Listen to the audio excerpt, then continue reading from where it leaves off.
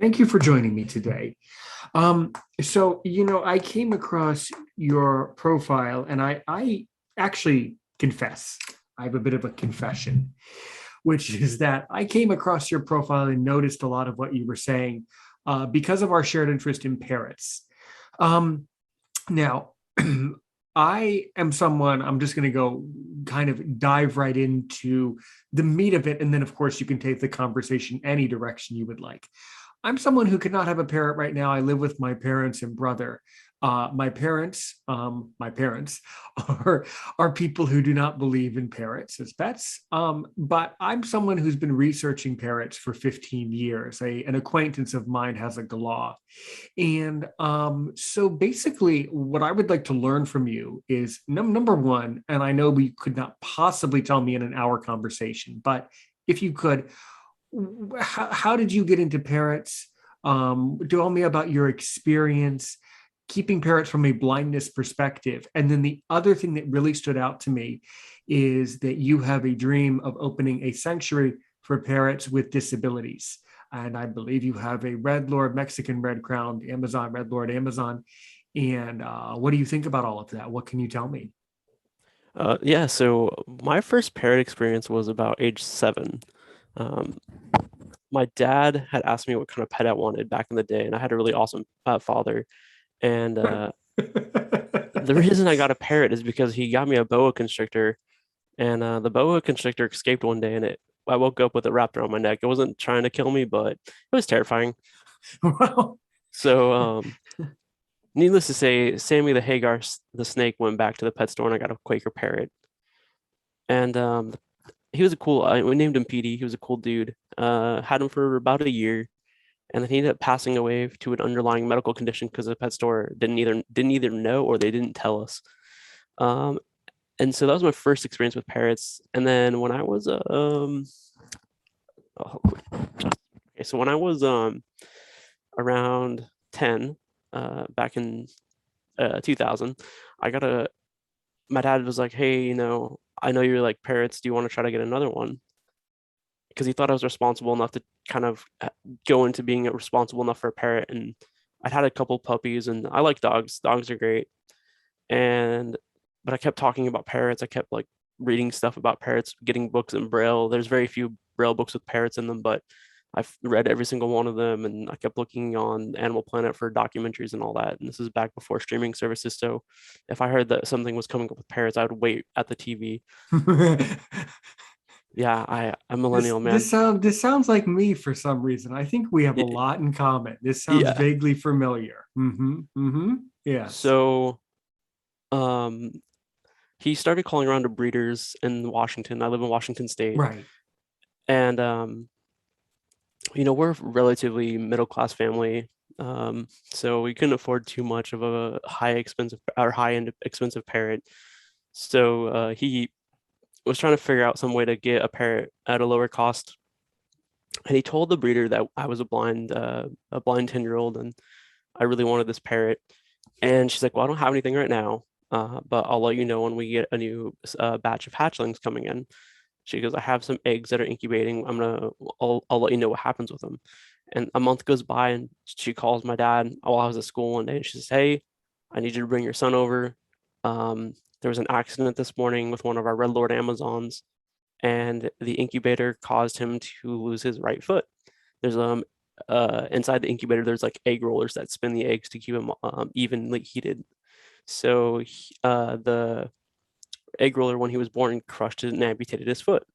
And luckily, they were able to save him and keep him healthy and all that. But so she's like, I've just been feeding this parrot. I haven't really engaged with it. I want your son to come over, and I want him to hold the bird and interact with it and spend about 4 hours tonight with it, and then come back every day as much as possible to spend time with them and to get the bird to imprint on him so that the bird will feel like he is like a mother figure or like a friend. And whatever the bird emotionally feels like, I guess. I don't, I'm not a scientist, so I don't know if they see it as an emotional or as a mother figure, but definitely a friend.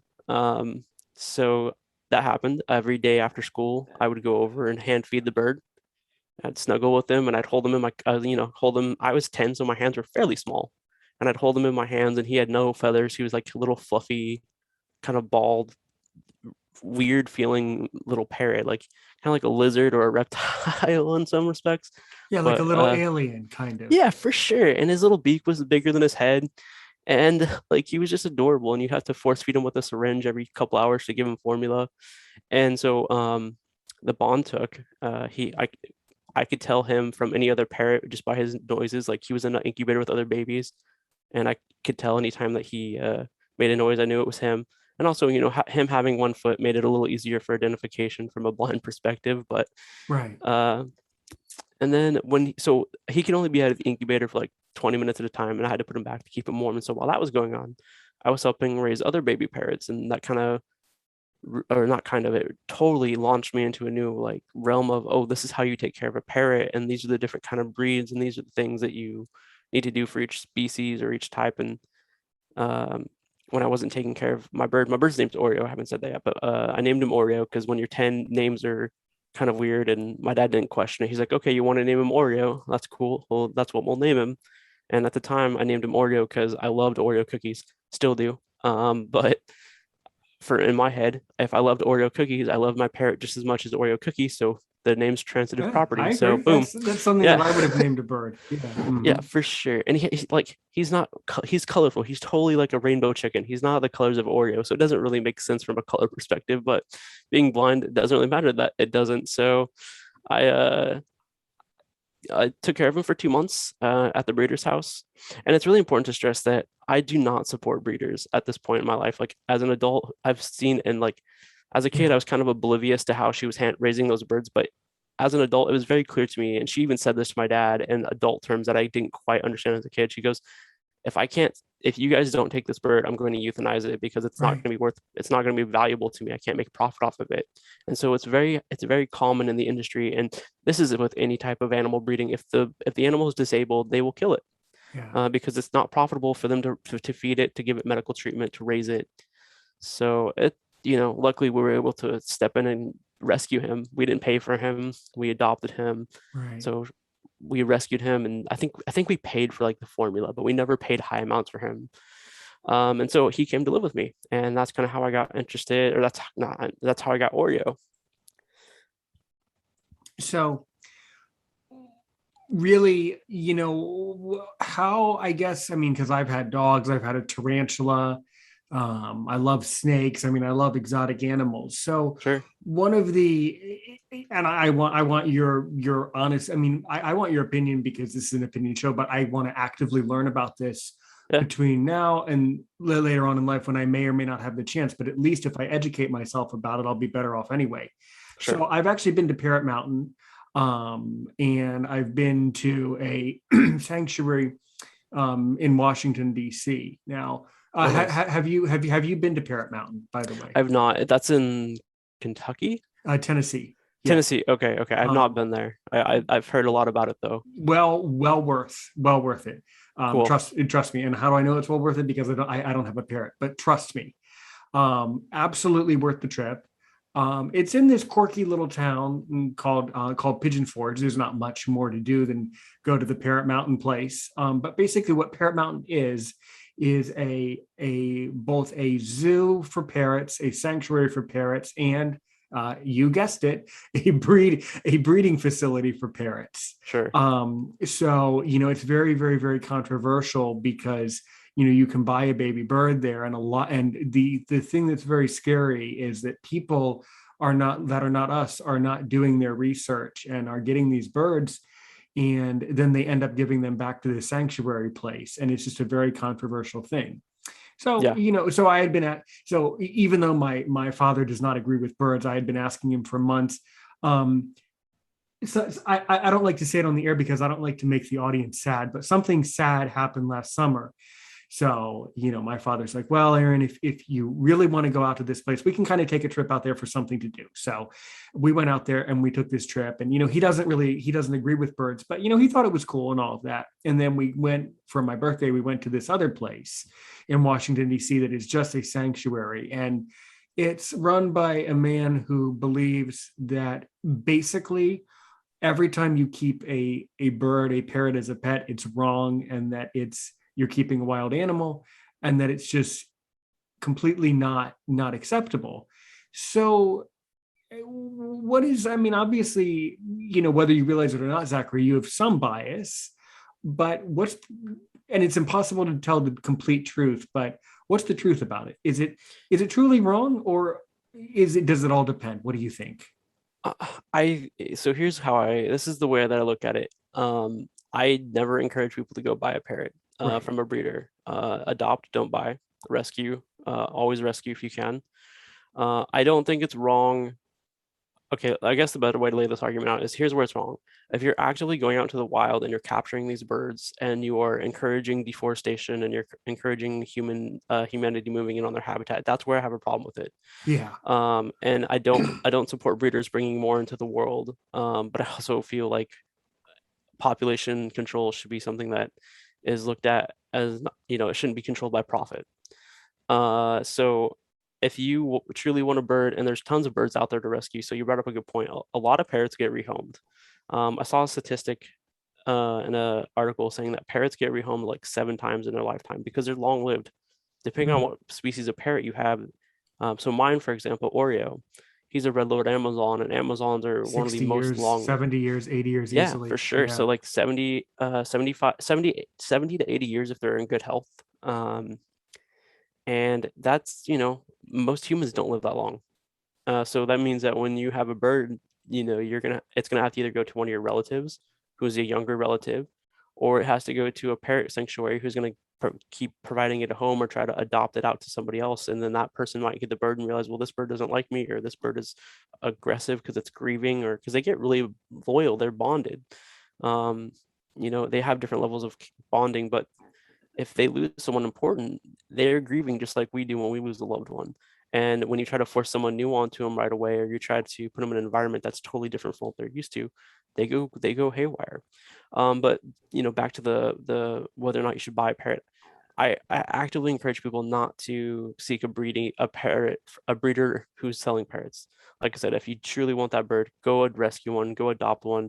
But please do your research before you do it. Don't just go. It's one thing to go and buy a puppy, because we've all been taught how to raise a puppy, whether you believe it or like whether you realize it or not, from TV shows, from movies, from just common sense stuff. We've all been kind of taught how to raise a cat or a dog. But parrots are totally different. Their dynamic is completely different. They need constant attention. They're flock animals, and if you don't have other parrots, you're responsible for providing all that care to them, for providing them all the enrichment. They have the mind of a 5 to 7 year old, depending on which scientific article you read, and they're very active. Mine's currently sitting on his cage right now, because he sees the headphones on and he knows that when the headphones are on, I'm talking, and he will play with the headphones and he gets in trouble for that. Because he tries to destroy them because I'm not paying enough attention to him. So when he sees the headphones, he knows that it's not going to be attention time for Oreo, which I try to change that. But I went to go grab him for the podcast to bring him up closer so he can make noises, and he was like, I don't want to be part of this right now. So Oh, that's all right. That's all right. yeah. You anticipated that I would have loved that if he would make some Oh, noises. he will. So one thing about Oreo that I noticed with him is if I talk for a long time, it's his time to talk. He's got to like if I'm telling a story, he's got to share his story.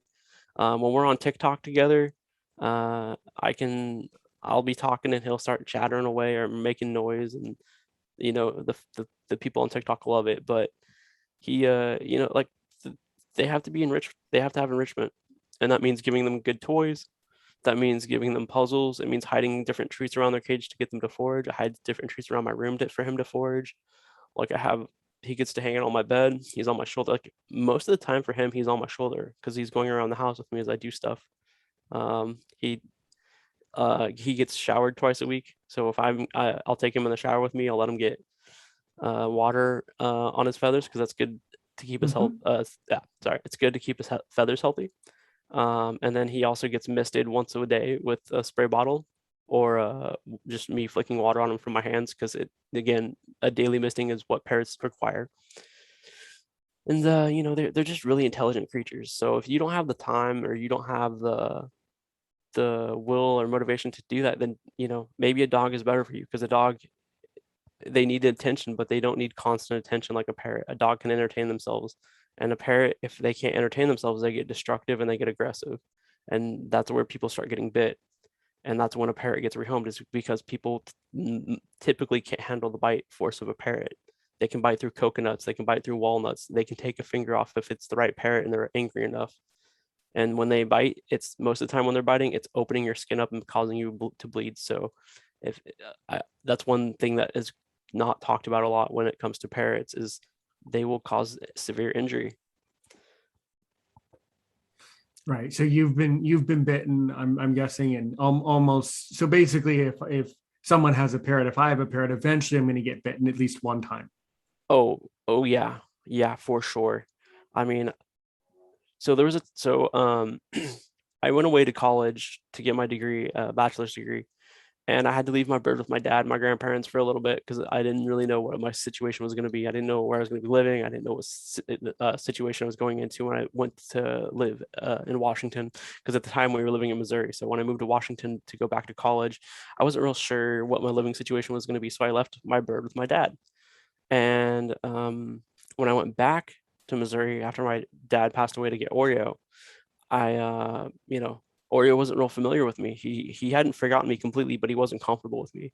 And I got bit like 4 or 5 times a day because I'm a big giant thing. I'm making him do things against his will. I'm pulling him out of his cage when he doesn't trust me. I'm bathing him. I'm, giving him medicine. And, being so parrots are very visually displayed. So if you're doing something they don't like, they have body language. And if you can't see that, you're gonna get bit because they do their body language. That's the first sign, and then the next thing is, well, you're this big giant thing. I'm gonna bite you to get you to listen to me and to put me back, or to let you do what I want. And so yeah, I get bit. I got bit quite a bit when I had Oreo back for a while. I still get bit today. It's not nearly as bad. He's lessened up on his bite force, but every once in a while he'll get me in the right way and he'll open me up. But at the same time, like their beaks are super delicate. They're very gentle. When they're in a loving mood, or they're in like a play mood, he can like his beak is so like delicate and dexterous that he can pull a hair, like a hair out of my beard without hurting me, or he can like untie knots with his beak and his beak alone. So it's like I have a necklace that's made of paracord, and he'll sit there and untie those. Like I'll put it in different knots for him, and he'll untie it all day long, and he loves it. So when they're truly biting, they're biting because they're upset or they're trying to get something across to you that you're not paying attention to, and it's just learning to learn. It's just learning that parrot's language. Right, right. So how, like, yeah, and that's another thing that I've been wondering about, like how visual, I mean, so in my case, I have some usable vision, but I'm still blind. Like Yeah. how visual of a pet is it? How visual is it? How much vision is needed to care? How visual are parrots? I guess is what I'm asking. So just on like their body language, we'll cover that first, and then we'll go into a little more like medical care.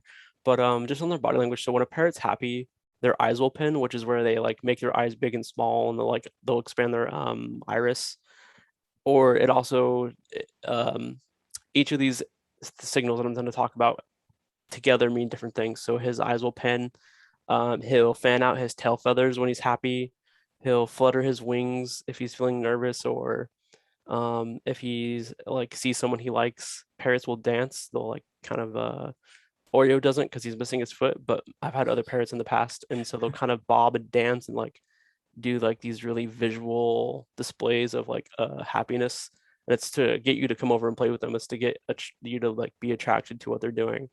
And their feathers are very colorful, and they know that their feathers are like gorgeous, so they'll fluff up their head feathers, um, and they'll spread their wings a little bit, and they'll flash their tail at you because their tail has a lot of color on it. And some of the things that they do when they're happy, they also do when they're upset. So you kind of have to learn, like, okay, so their eyes are pinning, but their tail isn't spread out. So maybe he's angry, or he's very, very like he's very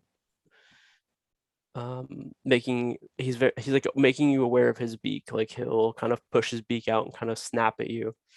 So from a visual standpoint, you're going to miss some of that. But I've also learned that I can hear his feathers. So when he's got his tail fanned out, if I can hear him fan out his tail, I can hear him kind of flap his wings or flutter his wings a little bit. And then I also pick up on his audio signals. Parrots are very vocal and they may not always say it. So Oreo doesn't say words. He says hello. It's the only word he knows. Or well, it's the only word that he'll say. He knows quite a few words, but he won't say them. He just knows that when I say that word, it means something.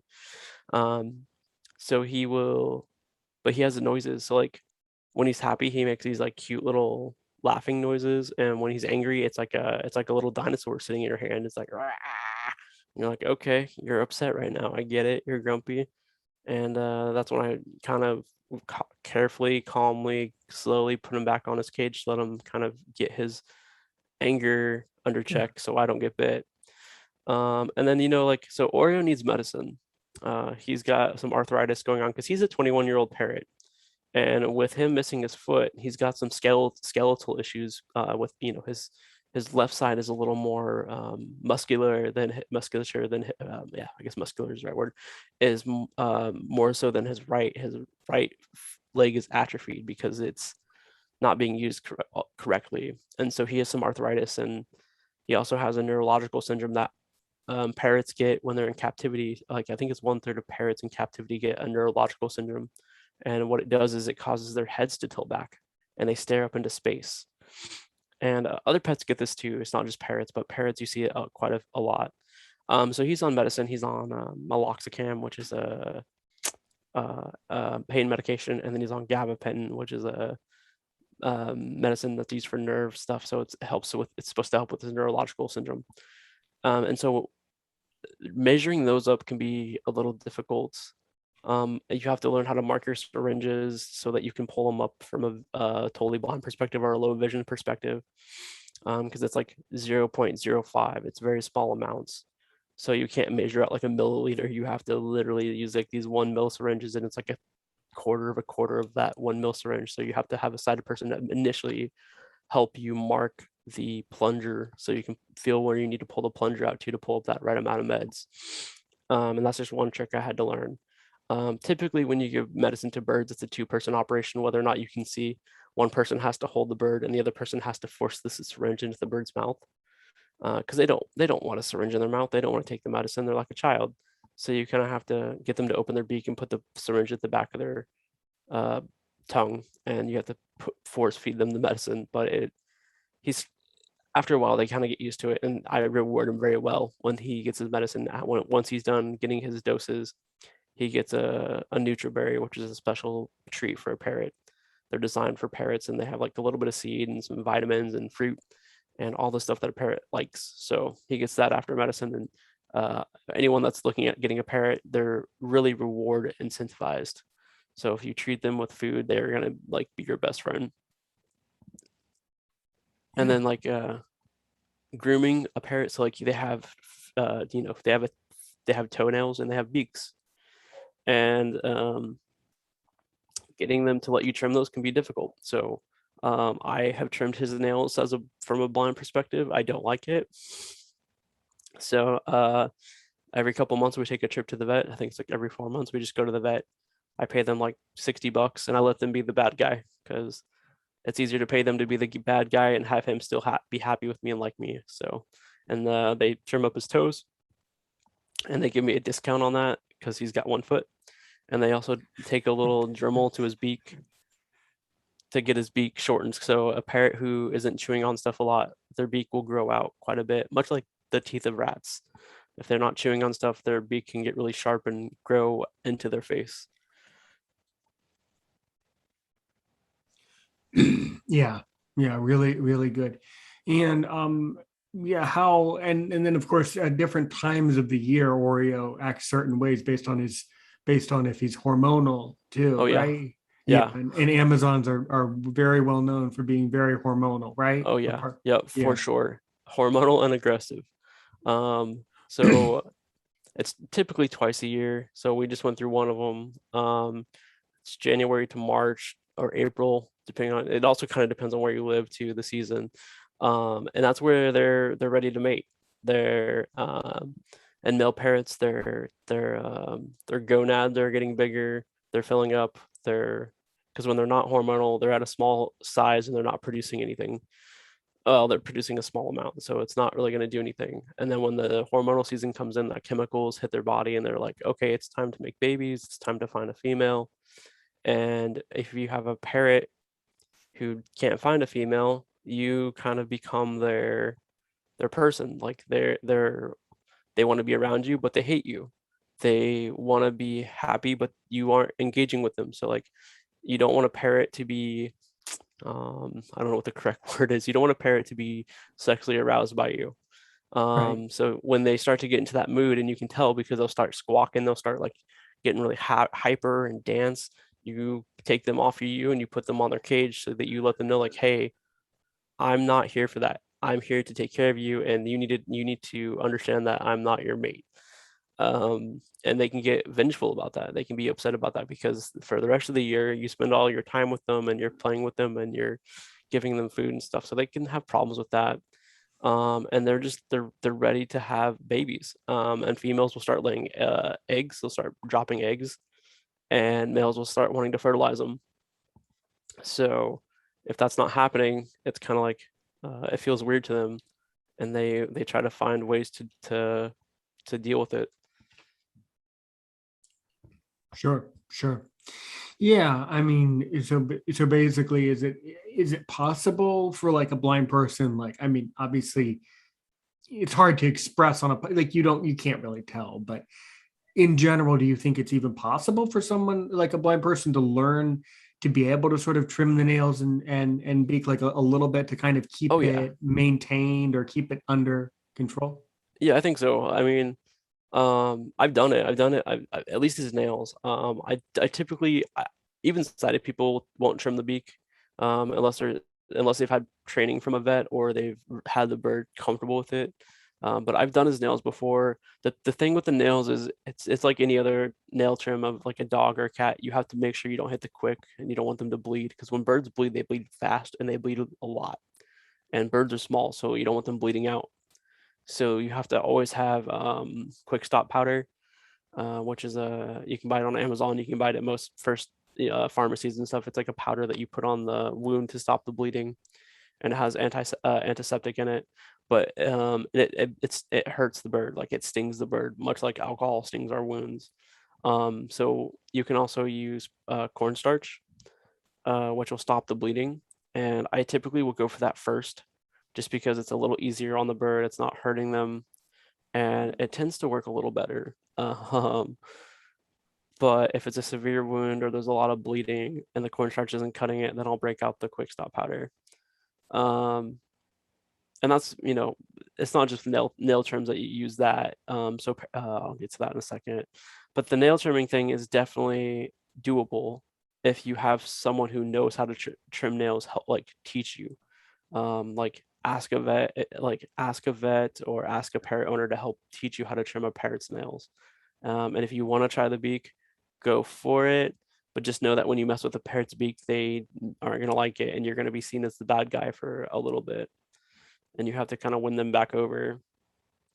And the other big medical issue with parrots, as far as like keeping them healthy, is when they're hormonal and or just in general, parrots lose their feathers, and they replace them because they have quite a lot of parrots don't get a lot of exercise in captivity, and so they have a lot of energy, and their body gets rid of that energy by having them molt, which means they lose their feathers, and they get new ones coming in, and their beaks will like grow out and like naturally trim down.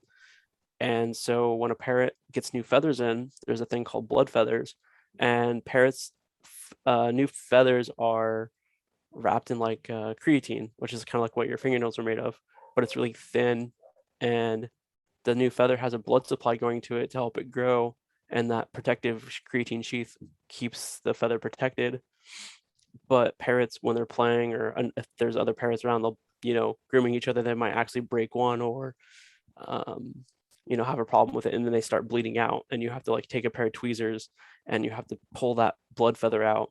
and then you have to add you have to do the quick stop powder or the cornstarch to stop the bleeding.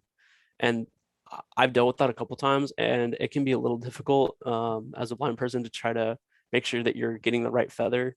It's very important not to panic because your mind's like, oh crap, this bird's bleeding, I gotta get it stopped. But you also have to make sure that you're pulling the right feather.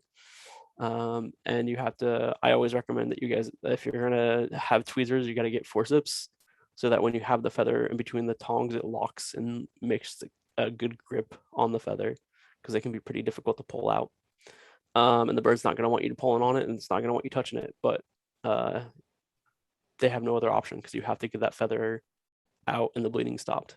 Because the pin feather, when it breaks or when the blood feather breaks, it's like a little hypodermic, or it's like a little tube that goes into their body that's just spraying blood. So, that's one of the other things that, blind or not, people don't know that. Parrot owners, people that get parrots, aren't aware of that, and then it happens and they start freaking out and they don't have the supplies on hand to deal with it, and so they either have to try to rush it to a exotic vet, which are hard to find if you're not familiar with where they are, and or you have to try to take care of it at home. So if you're gonna get a parrot, please buy all the first aid stuff for a parrot before you get a parrot. And basically, you just want a good pair of tweezers or forceps. You want some quick stop powder. You want some cornstarch. You want some heat packs to help keep them warm. And you want like antiseptic. I can't remember the name of the parrot friendly antiseptic, but there's a few out there. Yeah, yeah. Really, really, really good information. I mean, a lot of this, I know just already just from my interest Yeah, in researching it for 15 years, but I really appreciate you, repeating it again and reminding me of it because there are so many people, Zachary, and you already know this. There are so many people who get parrots without doing the research, which I asked one time that I was at the sanctuary, not the Parrot Mountain place, the other place, is I asked, wouldn't someone be afraid to like get a parrot without doing the research? Wouldn't you be afraid of it? Like that, like how, I don't know. Do you have any idea how someone could possibly get a parrot without doing research? I mean, um, the comical answer to me is people have children without doing research, so it doesn't right. surprise me.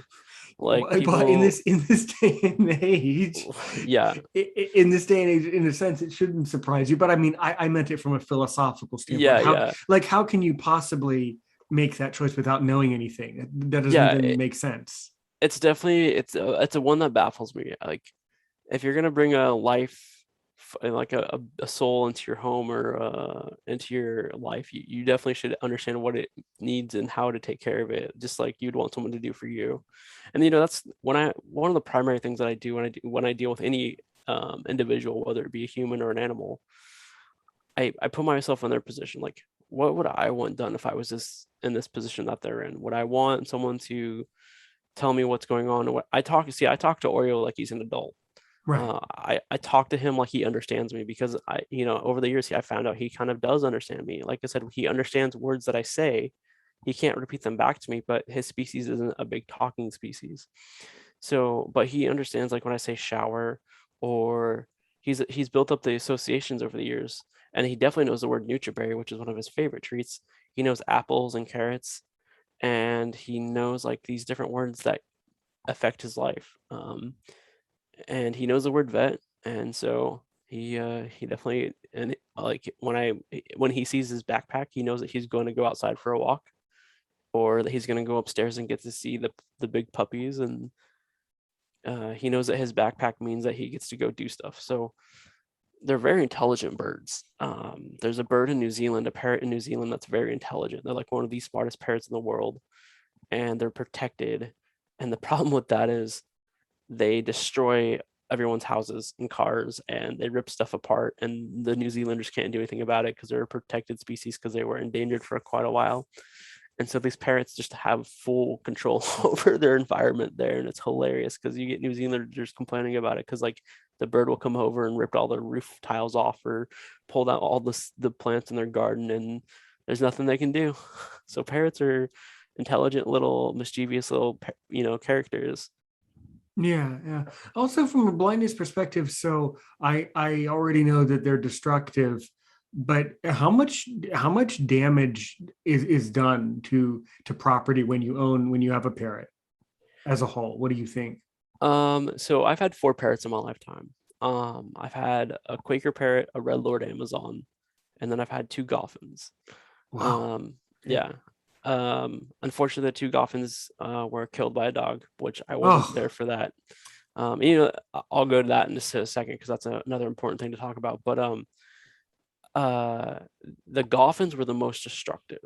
They could get out of their cage, like they were like lock pickers. Like we had to literally padlock and chain their cages shut to keep them safe because any like bread ties, zip ties, like carabiners, anything like that, they could get open.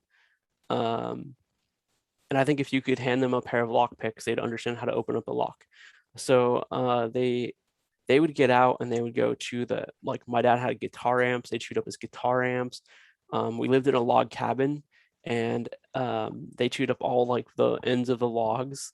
They a free parrot with no supervision is a parrot that's going to get into trouble, or it's going to cause some property damage. I'm very fortunate with Oreo in the fact that he doesn't. I don't know if that's because he's lazy and he doesn't want to walk around the house and do stuff, or if he's just like over the years learned that it's not going to be beneficial for him. The only thing that he really chews on is his toys and my finger and my gauges, my piercings, and then my necklace. The rest of it, he doesn't try to chew on the walls. He'll occasionally chew on my clothes and rip them up, but that's my fault because I leave them near him. So parrots need supervision. They need to be uh, well looked after. I've had friends I'm in parrot groups on Facebook, and I've had friends and stuff, and they'll write a post or they'll call me and they're like, you never guess what my parrot did. And I'm like, oh, I bet I can guess. I can And get. they're like, they chewed up all the baseboards in my house, or they like ripped into the wall and pulled the wiring out, or they like went into my bathroom and like peeled all the grout out from the tiles. And I was like, and where were you? Because that takes a while. They're like, I Yeah, was busy. I'm like, yeah, that's your problem. You were yeah, busy and you weren't paying attention to that's the bird. exactly the answer. You weren't paying, and this other guy, that's exactly what I would ask. Nothing's wrong with the bird. What's wrong with you? What you live in your house and allow a bird to destroy it? What's wrong with you? Is what I would have Yeah, asked. That's weird. It's weird though because people will call these other sanctuaries and they'll say something's wrong with my bird, and the sanctuary says what, and they say my bird is chirping and making noise. yeah, Like, you know, if that's what's wrong with your bird, then then the person shouldn't have a bird. right. Well, So and that's pretty common. Yeah. Mm-hmm. the before you get a bird, if you can't handle a screaming kid for 4 to 8 hours a day, don't get a parrot Mm-hmm. because, like clockwork, they will start making noise when the sun's up or when they're light. So Oreo's light is on a schedule. So he has a full spectrum sunlight in his room. Well, my room, we share a room. Um, and that turns on at 9 in the morning. And I don't get to sleep in because as soon as it turns on, he's like, "Hey, I want to be up. I'm ready to go. There's food. There's water that you need to get me. I want fresh water. I want my NutriBerry. I want your attention." And if I don't give it to him, it's obnoxious. He starts whistling, and he's real pretty and cute, and then he starts getting louder and louder and squawking and yelling and throwing a parrot tantrum, and they're loud. Like my neighbors can hear him from across the road. So like a parrot can be super loud. So if you can't handle loud noises, don't get a parrot. If you can't handle something throwing a fit because you're not giving it attention, don't get a parrot. Also, don't get a kid. Like they're very much like a child. Right. Right. Yeah. Yeah. So I mean, like just to kind of show all of the information, I guess. I mean, it's hard to say, but I mean, I am someone who is not phased by those types of things. So then does that mean, I guess what I'm trying to understand intellectually is like, is it ever possible to find a parrot that like does, English doesn't really solve the equation because they're wild animals, but are there any parrots where you've seen it where it kind of is right and it kind of does work to get like it's good? Have you seen any that are kind of appropriate? It's not the word, but I think you know what I mean, right? Yeah, I mean, like it goes to how much time you're willing to put into understanding the parrot's behavior and how much time you're putting into to interacting with the parrot to get them on a good like spectrum of behavior. Um, you can learn to accommodate the parrot and the parrot can learn to accommodate you. It's just you have to make compromises and you both have to be able to adjust to each other's schedules and to do different things. There are some species that are a little quieter than others. African gray parrots talk way more. They actually say more words. They do more mimicry. Oreo species, red lord Amazons, are a lot louder, but they have less vocabulary when it comes Yeah. to vocalizations. Um, they're a lot more screamy and screechy, whereas an That's African the gray thing. I mean, like noisy and loud, listeners should know that noisy and loud are two different things. yeah, Noisy is the chortling, which can be quite soft or loud, yeah, but yeah, loud is just the Amazon screams. I mean, oh yeah, just I don't need to tell you this, but in all honesty, you have by far one of the loudest species in the entire thing. I mean, yeah, yeah, nothing apart from a Jende conure, almost nothing could be louder than an Amazon. I mean, for sure. that's as loud as it gets. But then again, funny story too. My brother's girlfriend has a bird, has a sun conure, and when my Yeah, brother goes over to her house, well, they had to rehome the bird, but they almost rehomed it to us, but my parents said no, or some such story. But when he went over to her house and she had the conure would screech, like would do that like piercing yeah, like chirp, like so, it would be so loud that my brother almost, he said it was so loud I almost passed out. He said it's just that's a really fair thing to say, is that some of these loud or noise, the loudness can be really piercing for some yeah. of the birds. But then others, I mean, have you had any luck or have you had any experience with um so I guess I'm not going to say on the recording my dream parrot, because that's not really professional. That's not really fair. But kind of the parrots that like hold my interest the most would be Cape parrots, Poicephalus, Senis, pigeons, although they aren't parrots. But I mean, Poicephalus. What do you Yeah. think about those species in general? I mean, what's your? I mean, have you? What do you think? I've had not much an engagement with them from a personal standpoint. For me, you know, I try not to generalize species too much, Yeah, you just can't. because like a parrot on an individual level will tell to take all that expectation and throw it out the window. Um, but it's if a species of parrot sounds ideal for what you're looking for, try to find someone who has one or go to a sanctuary and hang out with them. Sanctuaries and rescues are I'll just throw this out there. They're always looking for volunteers and they're always looking for free labor. And that's always a good way to find like a good way to engage with a parrot to get to really know kind of if they're what you're looking for. Uh for me, I'm trying to think if I've ever dealt with the species that you mentioned, because for me, I've mainly dealt with macaws, red lords, uh, um, cockatoos. Cockatoos are one of the other loud, Oh my obnoxious God. species. Yeah. They're so loud, um, but they're adorable. They're massively adorable. When they're babies, their beaks are like 2 times the size of their head and all they want is food. And when they want food, they will take your finger and like try to swallow it to get food from you. Because that's how they get food from their parents. Their parents will like vomit in their mouth. So glad we don't do that. Right.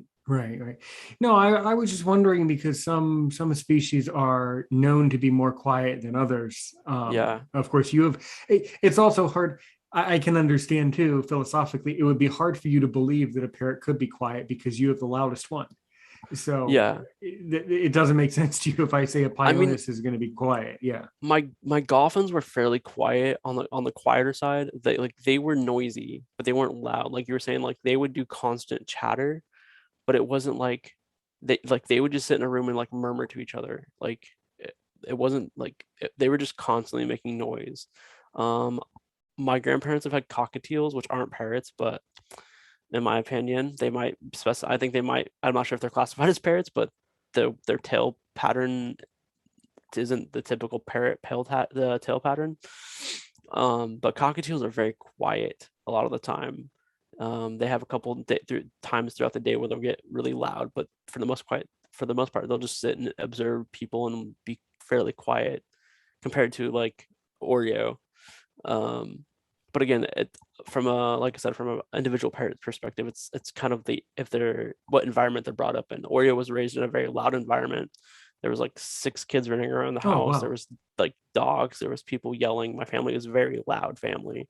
Well, that So explains that explains half of it, and then the yeah, other half is for Oreo the sure. parrot. Yeah, It's yeah, because they will compete. They love competing for attention. And right. if you Let me paint a little bit more about sure, yeah. what's good. What?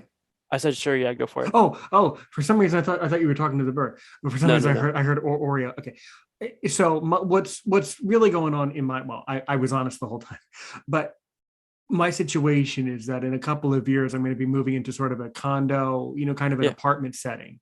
So obviously I would want one of the calmer species, but not a yeah, cockatiel because this yeah, cockatiels are too like hyper and too kind of too fragile. I'm more of a yeah. Cape parrots are one of my favorites. That's what I held at when I went to Parrot Mountain. I held a Cape. Really, they're really incredible. It doesn't really make noise. It just sort of sits there and softly chirps and just sort of Yep. observes. But but what I was going to say is, so I mean, I do work all day as a teacher. I do talk like this on my teaching job and podcast, but I'm not really a noisy, wild guy. So in other words, would a bird like pick up on my calmness to some extent and be a little bit calmer if the environment was calm, or is that not true at all? What do you think? Again, I think for the most part, they like what you put it to them, they'll reflect back to you. Unless they're truly like wanting your attention. If you're constantly spending time with a bird and you're hanging out with them, like let's say that you're home after work or whatever, and you're just kicked back relaxing, they'll kick back and relax with you. Oreo's pretty quiet right now, which is interesting. Which he's probably doing something he's not supposed to. But he's kicked back right now. He's being pretty quiet because I'm not yelling. I'm speaking into a microphone, so I'm being fairly quiet, and Right. the TV is off because I don't want background noise. And that's the thing, like I can put on a TV show for him. Like he has his own like iPad that he gets to watch, and he has a big screen TV that he gets to watch. So I'll like put on something for him, and he'll just kick back and relax and enjoy it. And if like my roommate comes in and we get into like I don't want to say an argument, it sounds like we're yelling at each other, but if we get into like a political debate or something, and he'll pick up on that energy and he'll start getting louder, and he's like, okay, you guys are being loud, I'm going to be louder than both of you and tell you you're both wrong and why my opinion matters. Right. And And he and does that. also and it's also a lot about the being the alpha too. Birds Yeah. understand the alpha male and who's Hmm. the seniority and the hierarchy for sure. Yeah.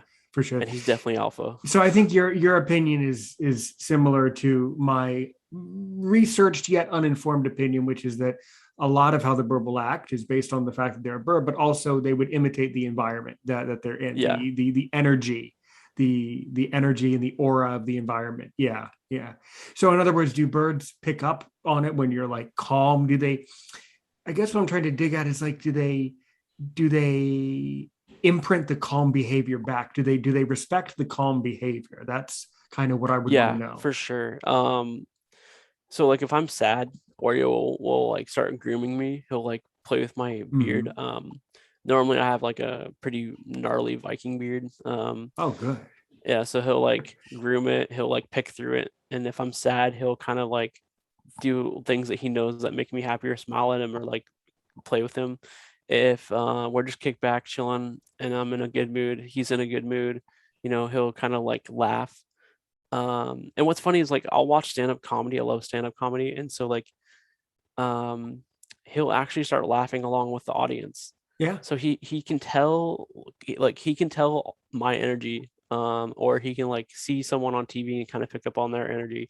I had to be careful because when I started showing him Animal Planet stuff, he started picking up on some of like the energy on the Animal Planet, and he would get super rambunctious, and I was like, okay, all right, buddy, and I had to like calm him down. But he if I'm mad, if I'm mad towards him, he definitely gets mad towards me. But if I'm mad at somebody else, he gets very comforting. Like he's like, "Oh, you're upset. I'm going to be adorable and I'm going to get you to focus on me. And so I'm going to take your energy and turn it back to me so that I get pet, but you also get to mellow out and calm down." And Yeah. so So a lot of it's about the energy level and the for way you're sure, acting for sure. they're So little reflectors. yeah, yeah, to some extent. And then they're also wild animals to the other. Yeah, So it, yeah. it just depends. I'd say Yeah. as long as you have the baseline things taken care of, like food, and you're giving them attention, I think Hmm. you can kind of keep their behavior somewhat maintained. I don't want to say all the time, but for sure, like a good maybe 60-70% of the time, you can keep their behavior at an acceptable level as far as like their anger or their loudness. Right, right. Yeah, definitely. Definitely. So yeah, that's the other thing too. I mean, feeding. I mean, like, how do you know from a blindness perspective what the right amount is? Um, do you use the Harrison's pellets? I'm just curious. I've done a lot of research about this. So what do you do for his balanced diet? Yeah. So I asked the vet. So one thing when I got him back from my dad's, one thing we did was we did a blood panel, and we ascertained his baseline. I'm like, okay, he's got all the good vitamins. His diet's pretty good. So me and the vet sat down, and she's like, okay, parrots in general need like 50 to 60% pellet diet. Um, they need like what is it, 30% vegetable, like 5% fruit, and then 5% other stuff. So like a little bit of seed, whatever. But a lot of the mistake that a lot of people make, which I like to always talk about, is people think that parrots need a lot of seed in their diet, and that's like there No, should be their primary thing. that'll And that's one get of the that'll get him fastest ways. fatty liver Yep, disease. it's one of the fastest ways to kill your parrot. Um, so you want to do a pellet diet, and you want to do the vegetables. So typically a common term for vegetables in parrot diet is called chop. And it's also called rainbow salad because it has all the colors of vegetables in it. You want your browns, your greens, your yellows. You want all the different vegetables because each of those vegetables has essential nutrients and vitamins that a parrot wants and needs.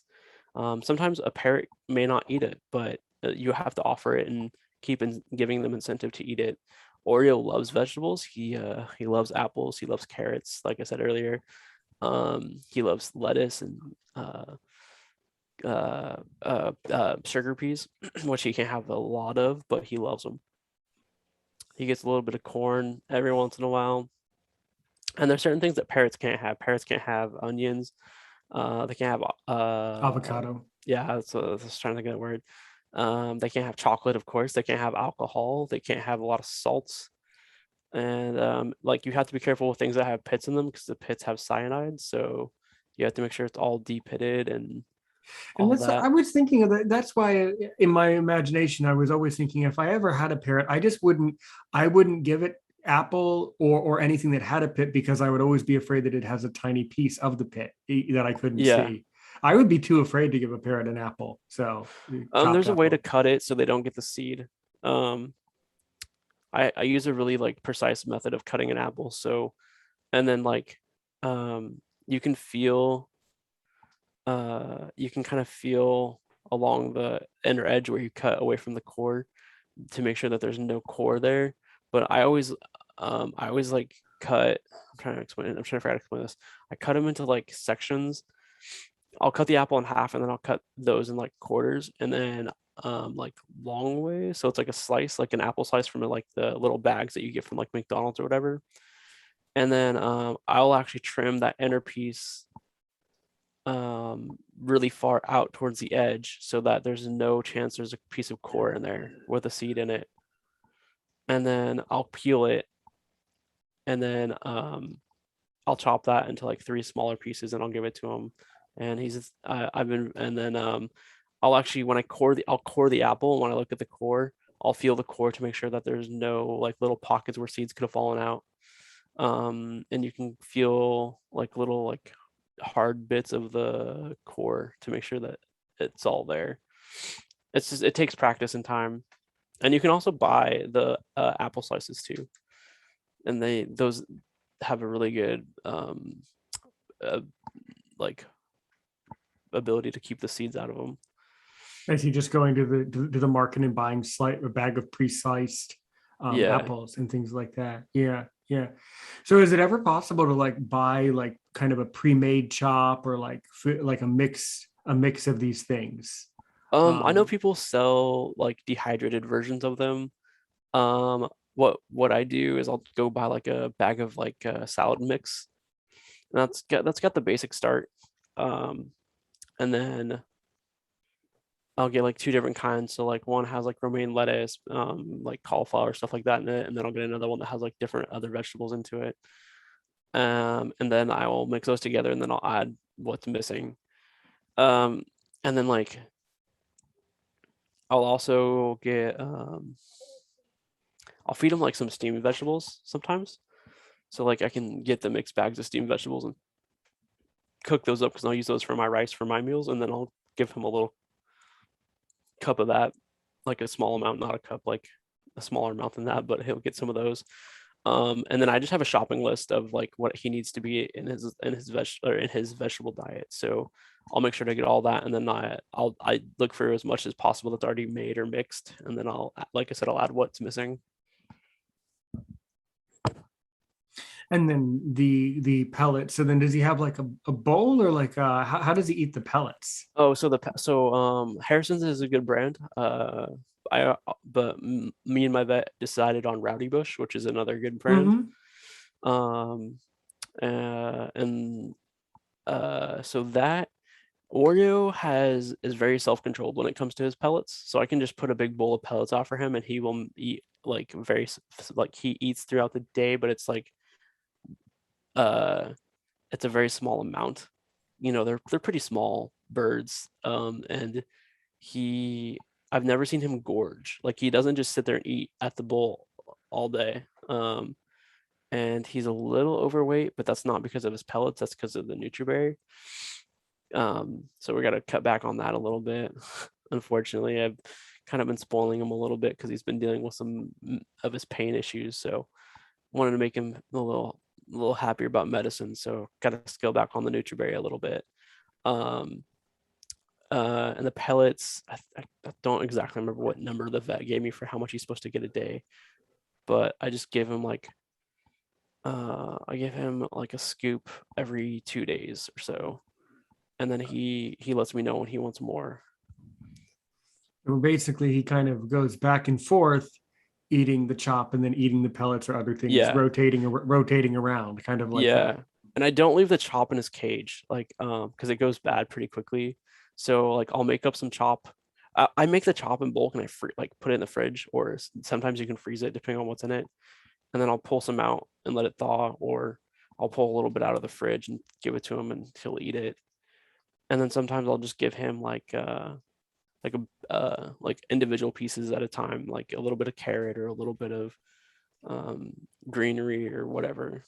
If I'm eating like if I'm eating something that has it in it, I'll be like, here, buddy, here's a little bit of like vegetable or a little bit. He gets every once in a while. I'll give him a little bit of meat um, for a little bit of protein, and I double check with his vet and to make sure that was cool. And he can have some chicken as long as it's not super salty or seasoned. So he tends to enjoy that as a special occasional treat. right. Yeah, definitely.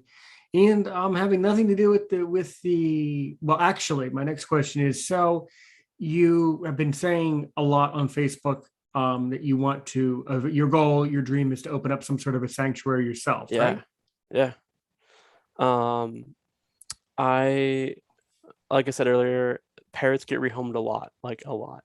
Um, and disabled parrots get rehomed way more.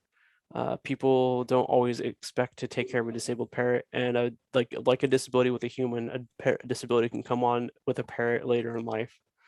So I would love to open up a parrot sanctuary to give parrots a respite, a place away, a place that they can call home for good, or if a right person comes along who can offer the right care, maybe rehome them. Like I want to offer forever home, but I also want to offer like true people who want to adopt a parent who have the right like lifestyle to let them have the joy of saving and rescuing a parrot. Um, So it's kind of like a rescue sanctuary type thing, and I haven't quite worked how that's going to work out yet. But definitely for sure want to give a place for parrots to come and have a home and get the medical care and the love and the skilled training that they or the skilled um, care that they need. And there are quite a few out there, but I've never haven't seen very many devoted to focusing just on disabled parrots. It's just parrots in general. And so the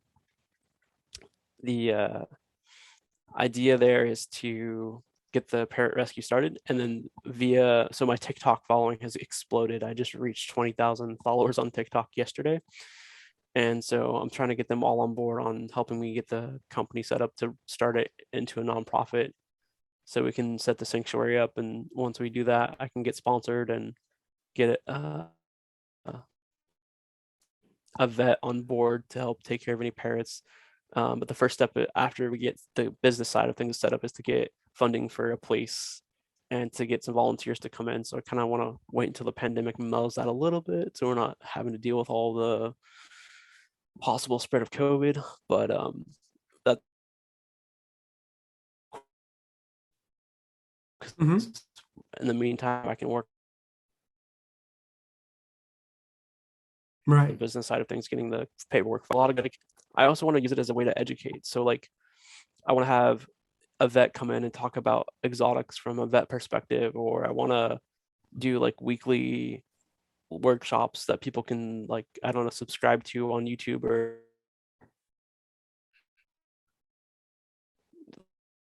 watch it on a live stream. You get to hear individual parrots stories and like what disability they have and how their disability affects them and what taking care of them looks like, and turn it kind of into an educational training situation. Sure, sure, sure, sure. Well, I'm gonna obviously put this podcast out on my channel, on my YouTube channel, and Perfect. I definitely support that idea. I think it's great. I think luckily you can say to me, and it's been told to me before, luckily I don't have a parrot, and that's philosophically speaking, that's a good thing. But I still support it, and I still, to some degree, I still, in my own way, want one, and hope that I'll have one at some point in my life, maybe. But I think overall, what you're doing give disabled parents, a forever home, is something that our society really needs, and this Yeah. problem is very, very, very severe. So, I mean, seriously, I mean, if there's anything I could do, if there's really anything I could do to help, especially after you got your 501c3, and really got started, let me know. But I am thank you for expanding my education on parrots. I really appreciated learning from you, and I really appreciate you taking the time to talk to me today. I know you're very busy with Oreo and everything in life, and it's hard. We had to email back and forth a lot, but Yeah. Yeah. I'm in no problem about that. I'm really glad that we were able to have the conversation. It most definitely helped me, and I also hope that it helps the listeners. So I always like to say at the end of every episode, if you can ask me only one question to make me really sweat, to see if I'm really worth my salt as a podcaster, what do you want to know? Well, this is on the spot. That's fine. Well, actually, I'm a little curious. This might not be what you're looking for, but what do you teach? You said you're a teacher? Oh, sure, sure. I teach English as a second language, and I work from home and I work online. So that was Oh, one of the nice. ideas why I think in my life a parrot would be kind of that lifestyle of like I don't work in an office, so I kind of work from home. Yeah, Yeah. and what about you, by the way? Uh, like what do I do Yeah. for a job? I'm unemployed as far as that goes. Like I'm working on a startup company for my I have a company called Intrinsic Usability, which I started out of college, which because we're developing an app called Reference Point Navigation, and it's a navigation app for those who are visually impaired to provide Oh, more of a comprehensive travel capability. So like it would right. give you directions like go 3 doors Ex- down, make a left. Excellent, excellent. I think at some point you're going to have to come back for a second Yeah, of installment course. because I think that you're doing a lot. Yeah, I just want to thank you. I do want to end the recording here, not to Sure, yeah, bore the listeners, because listeners only listen for about an hour. We've actually been for talking sure. for longer than that. Thank you so much. Well, thank So you for let's, having me. yeah, my pleasure here. Let's end it right here. Great episode, Zachary. Thank you Oh, so thank you. much.